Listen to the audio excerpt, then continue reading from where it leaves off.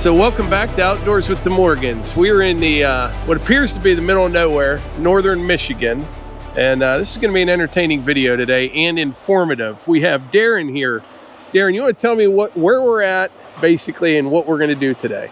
We're in north central Michigan, the lower peninsula. And we're at a logging site. And we're going to watch a processor process logs, and after that we're going to visit our mill where we saw the logs. So we'll be get a chance to watch the sawmill, and then we actually dry our own lumber. And after that we have a planer mill, and we plane the lumber into paneling and log siding. From there, we'll go to our retail outlet, and you can see some of the products supplied to displays and walls and whatnot. And now, I met Daryn through our channel. You've watched our videos. You sent us emails for before. Quite a while, yes. You've been watching our channel for a long time? Quite a while, yeah. Which I find is weird because I'm kind of like a weekend warrior, and this is like what you do. Yes. You've been in the lumber business a long time, huh? Yeah, all my life. Since I was 5, our family's been in the lumber business of some sort. Yeah. Lumber yards or sawmill, or the woodworker's shop is actually our retail for the sawmill. Right. And this is Brian. What do you do, Brian? I am the VP for Comins Lumber and Woodworker Shop, so oversee both companies for Daryn. So kind of make sure things go smoothly, keep things on track. I deal with the loggers quite a bit, inventory, keep track of that. Daily tasks. Right. So yeah. It's thrown at us. It's beautiful country here. So we're in a patch of red pine here. Now these guys are sawing both red pine and some hardwood here. Yeah, this is a kind of a mixed cut he's got. A little bit of both, he said. So we'll see a little bit of both today. I'm not sure. Looks like they're dropping red pine right now. So we should see some of that, which that's 95% of what we cut is red pine. We don't do anything in hardwood really. Pretty much red or white is all we saw. Good. So, yep. So Brian, this is your main product here. Yeah, this one of our bigger sellers is our red pine paneling. This is what they're cutting today is red pine. We saw a lot of 1x. 1x4, 1x5, 1x6. 1x6 is probably our biggest seller though. Now one thing I noticed that we don't see a lot of, yours is end matched. Yeah, very little waste with our product. Pretty much everything goes together. You don't have to start it on a stud or a ceiling joist. Yeah. You know, whatever you cut off of one end, you started with it on the other. Yeah. So the waste factor with our product is very minimal. Yeah. Very minimal. Yeah, and not having to start on a stud. I mean, every time you do it, you're losing 16 inches. It just happens. Yeah. You know what I mean? It just doesn't work out. And now you're not throwing that away. Yeah. So that's a big bonus for builders, homeowners, everybody. A lot faster. And it's faster. Yes, absolutely. Grab a piece and throw it up. So today we're going to see basically how you go from all this to this, right? Exactly. We'll take you through the process. And this is pre-finished as well. That's the clear finish. This one is pre-finished. Yep. We have a clear coat on it. We have a company that does the clear coat for us. That's one thing we don't do is any pre-finishing. We send all that out. But start to finish, we'll show you the process. Sounds good. I appreciate it. Thanks.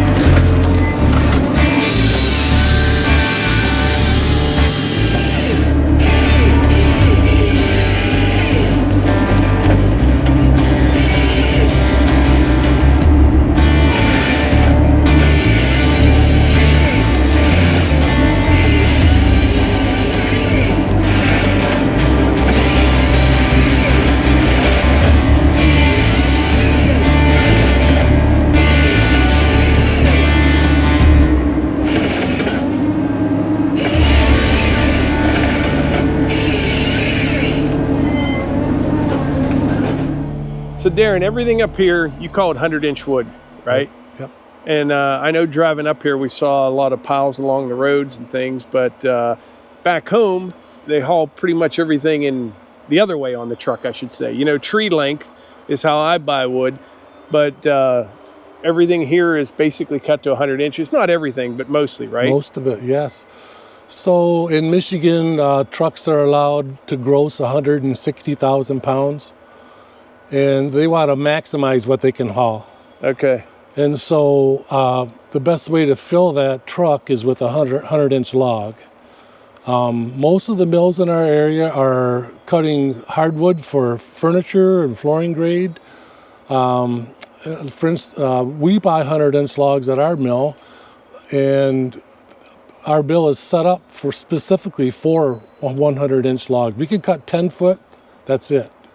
So most of the mills are set up for a short log, and the producers, the log producers, they prefer a 100-inch log. Production logging is all about time and money. Yeah. And you know, if the fuller they can get a truck. How much red pine did he say he could cut with that machine a day? How many cord? 150 to 200 cord a day. Yeah. Now this is a federal forest, and what we're seeing here today is actually a thinning. And there's usually 3 cuts. The first cut is a thinning, and they go in and they take out the undesirable trees, smaller diameter stuff, the scraggly hardwood.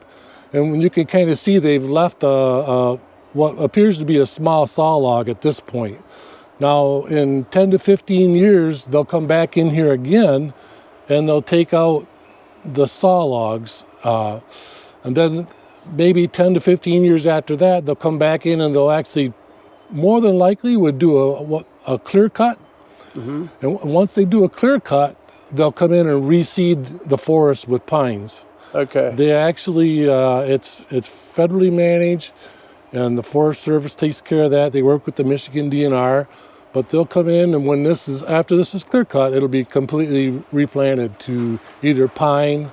They don't generally plant hardwood. The hardwood will regenerate on its own. Yeah. But they will come in and plant How pine. old do you think these red pine are here? 40 years, 50 years? They're so close together, Mike, I'm going to say they're probably 50 to 70. Okay. Yeah. You know what we should do? We should count some rings on some of the larger logs and see if we could find out that. But so you said that your trucks can haul what? 160,000 gross. See, that's way more than what we're used to. But that's why I figured something was up, because driving up here, everything's got 12 axles or 11, 12 axles on it. Our trailers are allowed 8 axles. So typically we call it a self-unloader. If a log truck has its own loader arm on it with a grapple, they can get about 20 cord on that truck.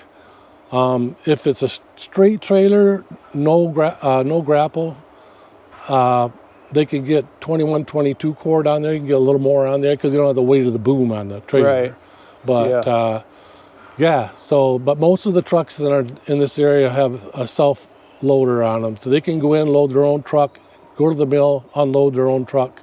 Right. And so that's the best use of time. Very good. Yeah, let's go look at some of these logs over here. Okay. All right, so I was right about something. I prefer cutting pine in the winter, and you said that is correct. Yeah. And why is that? We actually prefer winter cut logs because the log tends to be drier. And what happens in the spring, the trees draw up a lot of moisture in the spring, and all that extra moisture in the log can cause blue stain. And you can see it here, Mike. There's a little bit of blue stain going on in these logs. Right. And so some of our customers like blue stain paneling. Some don't. It's kind of a character thing. I personally like it. Yeah, see, because I have some red pine that's been sitting around, and it's getting it. The wood's not rotting, but it's getting the blue stain. But for sheds and things that I use, I think it looks pretty cool. It doesn't hurt anything. You know, it's just a... We'll show you some blue stain paneling. I like it. It has a lot of blue stain in it. It's really a kind of a cool look.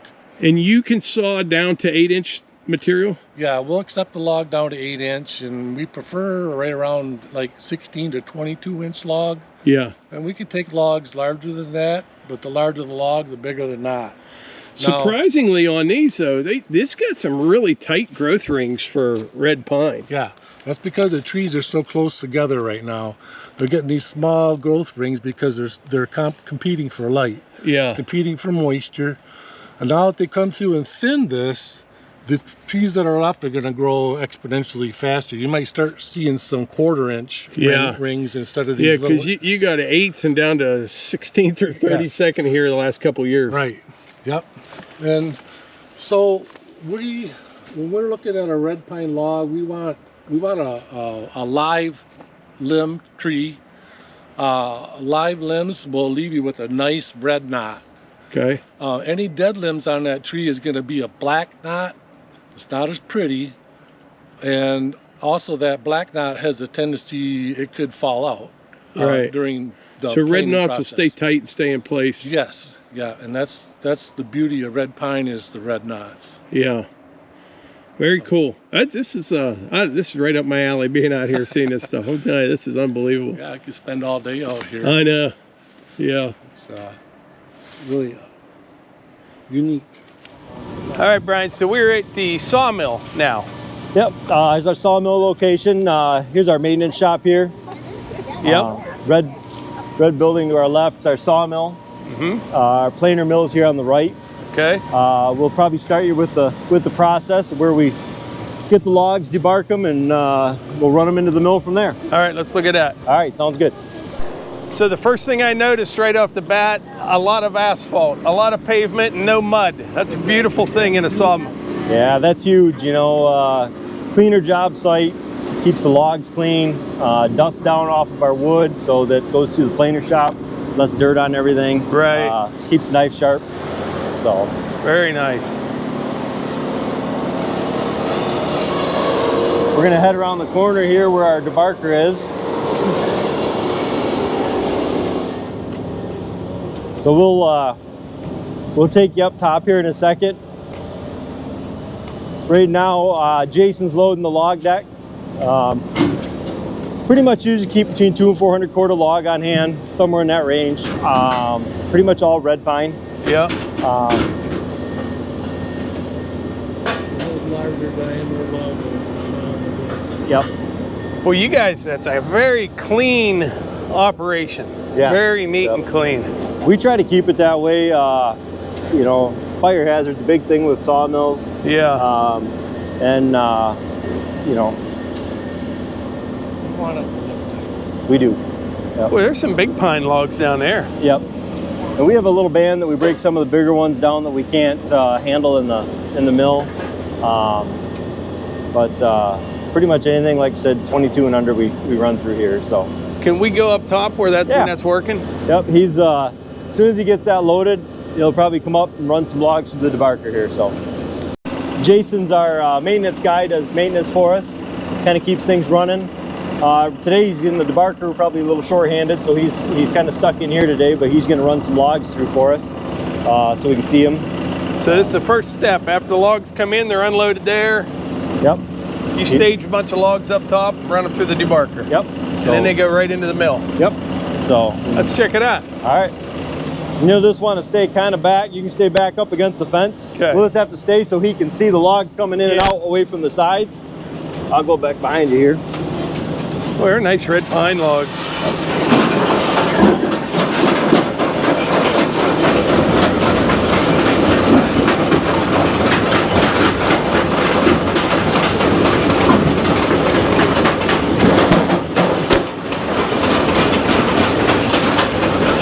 So Jason, how long you been working here?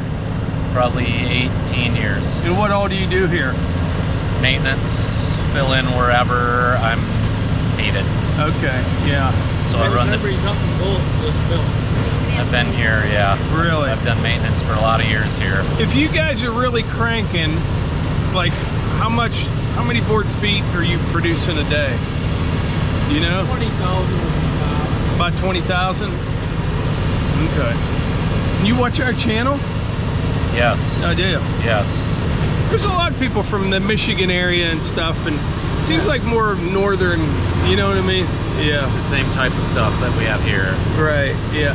I was telling Daryn earlier, I really like the soil here. It's loomy and sandy, and it looks like it'll dry up quick, you know? I have clay at my house. I'm still mowing my grass. It's nice Really? and green. Yeah. Really? Yep.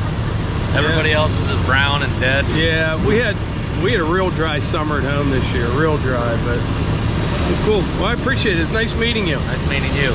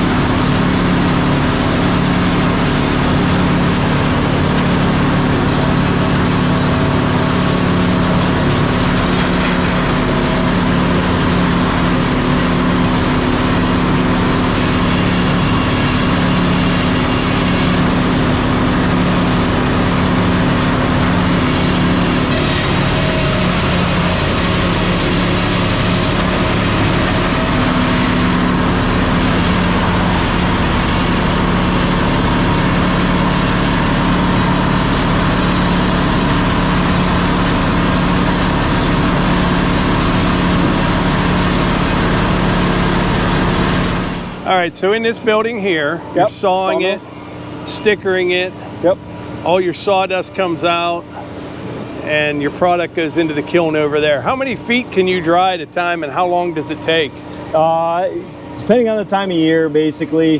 Right now, a lot of the stuff we're getting in is actually pretty dry, wintertime too, but about 36,000 board feet we put in one of those bays. There's 3 bays there. And how long does it take then? 3 to 4 days. 3 to 4 days. Yep. On a good cycle. In the winter, when it's harder to keep temp, maybe a week. In the winter, you got a lot of steam rolling out of there? A little bit. Yeah, I bet. A lot of moisture. A little bit. So what's this time of year, what's the moisture content of the wood coming out of the forest?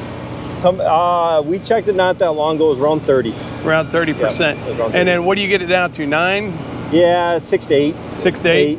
Yep, something right in that range. And then all this stuff's going to acclimate to wherever it goes. Exactly. You know, that's with wood. You know, I mean, we dry it and get it close, but you know, depending if you go set it in a wet garage somewhere when it's done, it's going to pick up moisture. Because you ship finished product all over the country. Correct. Right? Correct. So, okay. Yep. So it could be going to Arizona, or it could be going to Canada or Vermont or Hawaii. Washington. We shipped everywhere. So, yeah. Have you shipped every state? Yep. Really? Every state. Yep.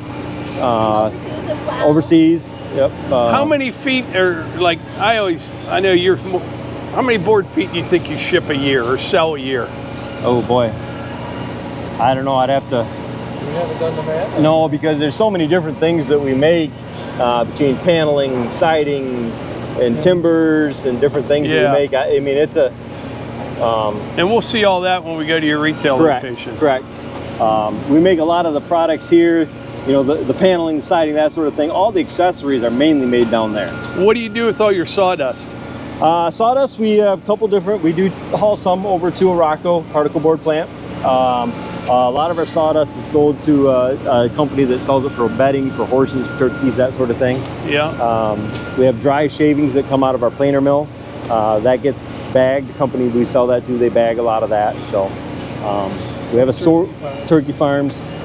We have a source for pretty much all the products. Pretty much everything goes somewhere. The bark, we have a company that buys that, regrinds that. So we have a source for pretty much everything we get rid of. So actually, one of the cool things, a lot of the scraps that we get from our planer shop, we get, you know, cut-offs of pieces. There's a company called Bennett's Beavers, and they make toys for kids in hospitals and different things. Yeah. So we donate a lot of that to them. Nice. I don't know how many totes. They usually pick up 8 to 12 totes at a time. Yeah. Cut off. So we that's kind of a cool thing. We enjoy that, being part of that. Well, can we look at where the sawdust goes and then head over to the kiln? Yeah, let's go take a look. Yeah. So immediately when it comes out, we just have these catch bins here that catch our chips and our... So the chips are for particle board usually, right? Yep. And same thing with sawdust. We actually sell that to them too. They use that like as a binder with the... Yep. So, but yeah, they blend it in, I think. And that's your bark pile there. This is our bark pile. We have dry storage for all of our chips and all of our green sawdust.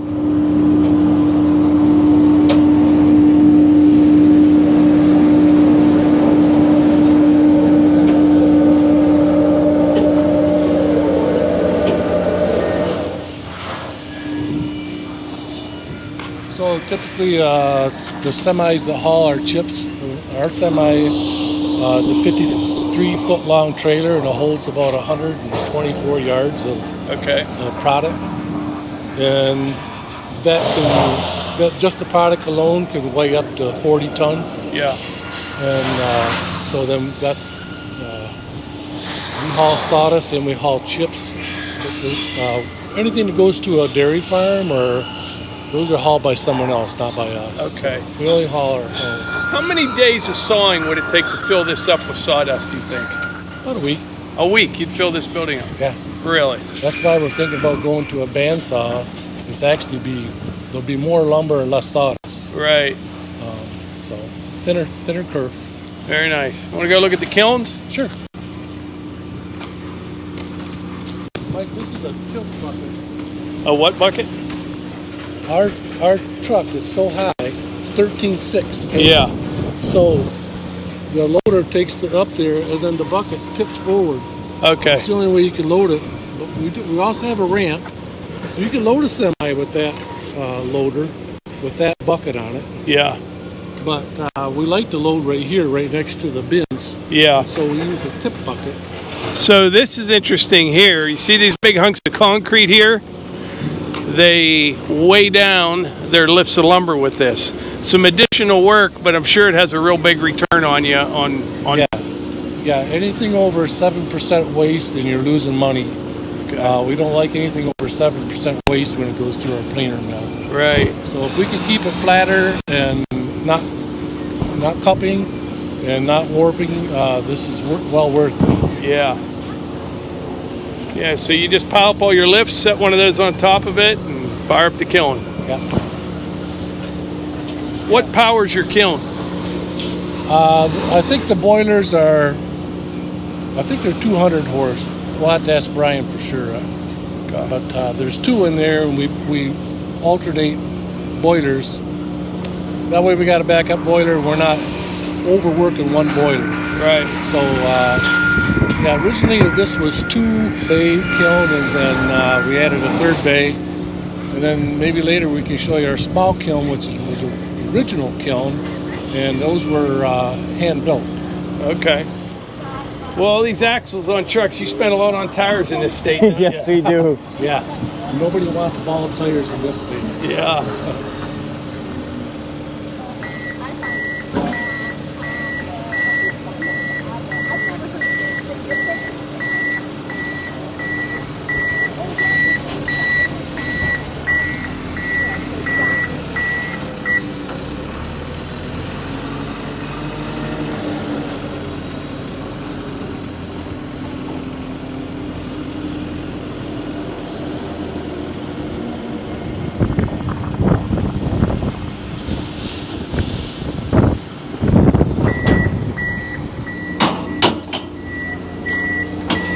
So about, what'd you say, 30 buckets to fill this? Between 30 and 40.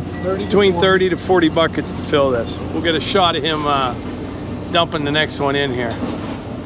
Yep, he's staying in the front. What's a trailer like this cost? I'm afraid to ask. $168,000 trailer. That was in 2020. Yeah, it was in 2020, so it's probably double that now. Well, not quite, but still. Yeah. Yeah, that's nice. Where'd you get this trailer from? Where are these made at? Canada, Gold, Southern Ontario. Were you Oops, that one missed. There you go.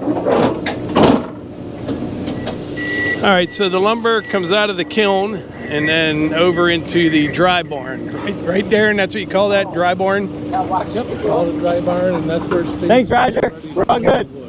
Here he is taking one of those concrete weights to put on top of a lift.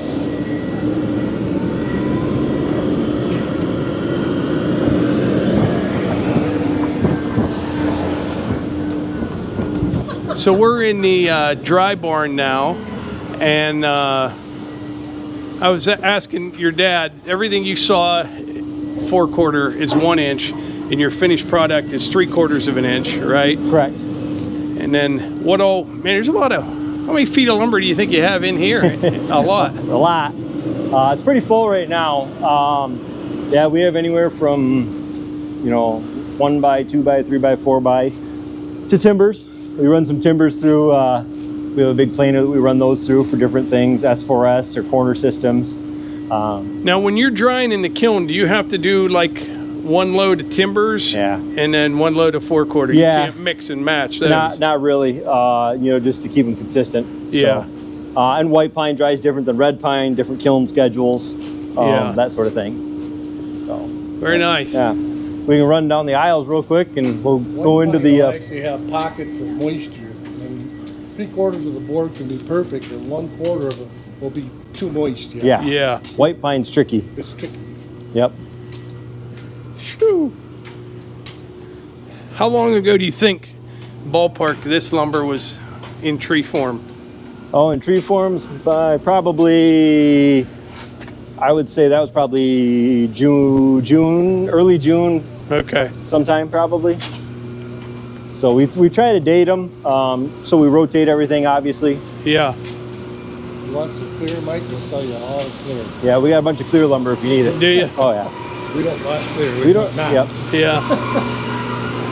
So obviously we take our lumber from our dry barn. We bring it into our planer shop. Usually stages about 24 bunks at a time.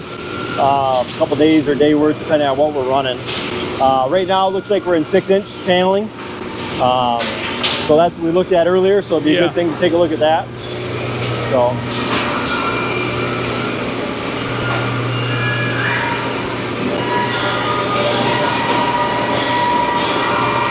So everything is brought in, put on the rollers,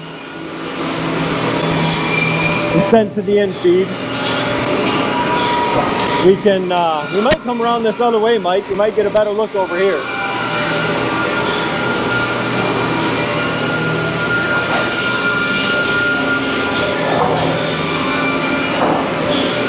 Everything goes up on this tilt hoist, and as he bumps that up, it knocks the stickers out, and the stickers get separated out, so we can reuse the stickers. We got the in-feed. This is Davey. He's been running the planer for a number of years for us now. Does a great job. But he'll bump that up in just a second. And he's orienting, excuse me, he's orienting the boards a certain way. What's he doing? Like crown up? Yeah, he's crowning them a certain way to go through the planer so they feed correctly. He's also sorting out good S4S boards. We sort out some S4S that we use for different things. We call it S4S. It's just a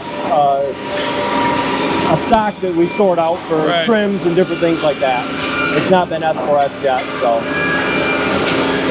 And he'll spin them like that. There's a little ball up there. You can kind of take them up, spin them, and sort them around. So.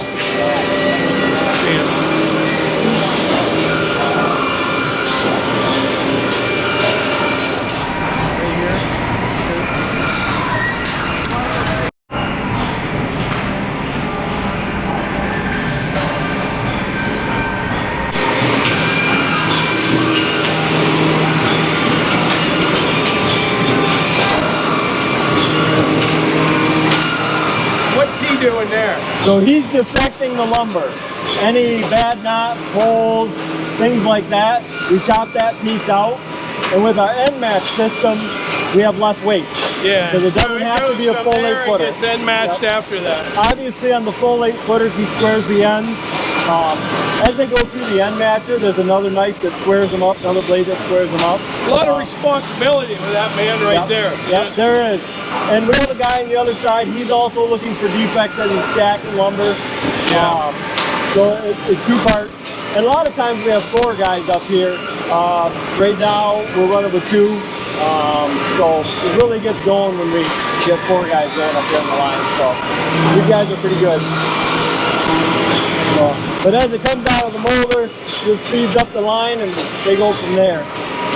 We actually have a new saw that we're hoping to get in place this next year that basically is just optimizing chop saw. So this is another planer booth. They're not running this one right now. Okay. So this is basically a smaller version of the big molder that you see over there.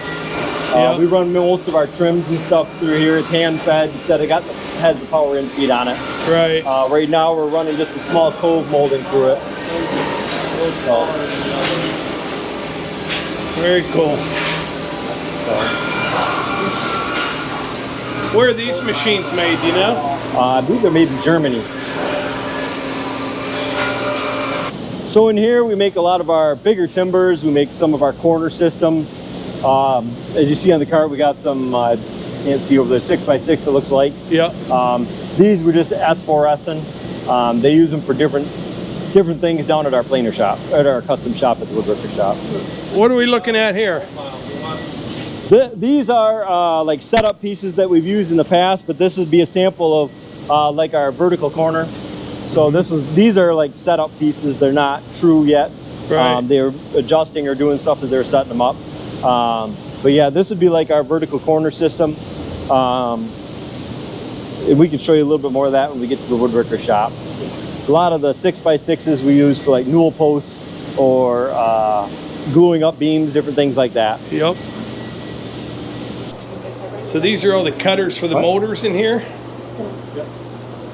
Yeah, here's one of the heads like you would see in the planer. Yeah. All these knives have to be sharpened and then set. It's pretty good science to it. You got to be pretty technical with what you're doing and pay attention. Yep. Very cool. Numerous different heads for different profiles. Depending on what we're doing, like a D trim or something, or siding heads, all sorts of different stuff. So, and then there's still different profiles of knives that are not in heads and templates. So basically, Brian, this is a pretty smooth operation. I've never seen an operation this clean. I really haven't. It's beautiful. And it's well run. So you start, the logs come in over there, everything's sawn. Yep. Your bark, your chips, and your sawdust go over there. Correct. The lumber comes over to the kiln over here, into the dry barn over there. Yeah. Into the molder. Yep. And then from there, out that door to the woodworker shop. And that's where we're headed next. That's where we're headed next. Well, you got this figured out. I got it figured out. Nice operation, guy. Really. Thank you. Thank you. Really Appreciate nice. it. Appreciate it.